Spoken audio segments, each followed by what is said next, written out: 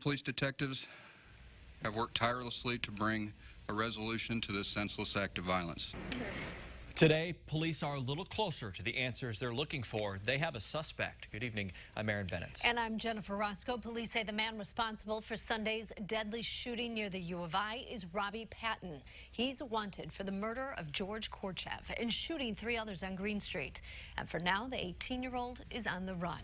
We have team coverage of this crime. WCIA3's Luke Ray live on Green Street. Jessica Coons also in Campus Town. First to Luke. So do police have any idea where he is?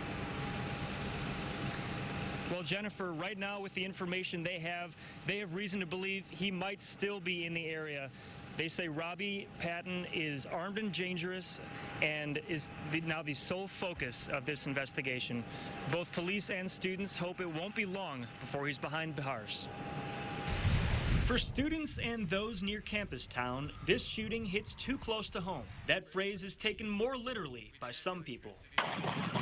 The gunshots woke me up. U of I sophomore Seth Goodmanson points to his roommate's bedroom window, where they watched a parking lot full of people turn into a crime scene. It was an overall pretty scary circumstance. His view is just a little different from the security camera on the side of his building, where the problem started. This altercation moved from the apartment out into the parking lot located on the west side of the building.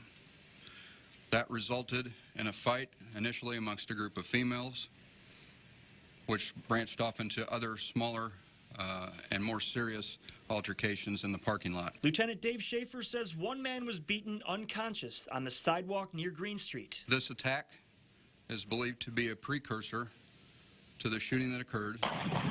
Minutes later, the sound of gunfire cuts through the chatter and chaos ensues. Cautiously peeking through the blinds, Goodmanson sees 2 men on the ground. Within 25 minutes, 1 man is dead, and the gunman is nowhere to be found. There's a lot of individuals looking for him as we speak. 3 days later, Goodmanson says police knocked on his door once again. As campus recovers from the traumatic morning, the sophomore hopes they can get what they're looking for. It makes me not want to go out when it's late at night, and it makes me want to stay in and avoid all times outside at night. But hopefully, the police will find this guy and we don't have to worry about it as much. While police have made progress on this investigation, this case is far from closed. They still have a lot of unanswered questions. They're looking for anybody who was in the area that morning to come forward. Anything that you might have noticed might seem insignificant to you, but could be crucial to closing this case. For now, we're live in Champaign. Luke Ray, WCIA3, your local news leader. All right, hopefully someone does. Thank you so much, Luke. Now, police have gotten some help with the Green Street investigation, but they say they've gotten little to none with the shooting on State Street. We're digging deeper now.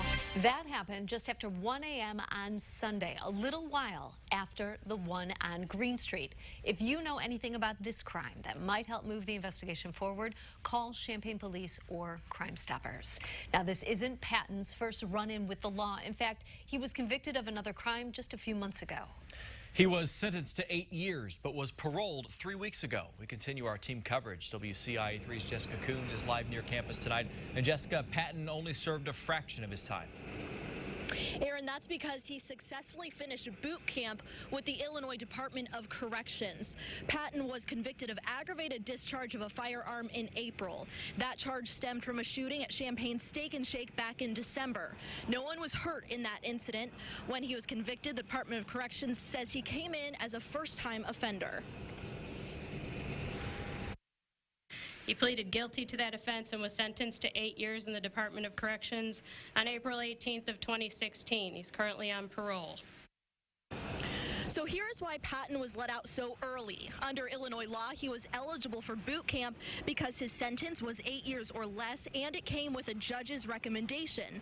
The Department of Corrections screened him for boot camp, and they said he was eligible as well. After completing it successfully, he was allowed to be let out. Now, police don't know if Patton acted alone this weekend during the shooting, but right now, he is their prime suspect. So if you know anything about where he might be, where he may have gone, you need to call Champaign Police. That number is on the bottom of your screen. From now, reporting live in Champaign, Jessica Coons, WCIA3, your local news leader. Now, police already had Patton in custody once since his release earlier this month. He was released from boot camp on September 9th. 2 days later, he was arrested by U of I police. He was a passenger in a car that was stopped for not signaling a turn. Officers smelled marijuana when they approached, and when they questioned Patton, he gave a false name. He was booked for obstructing identity and later posted bond.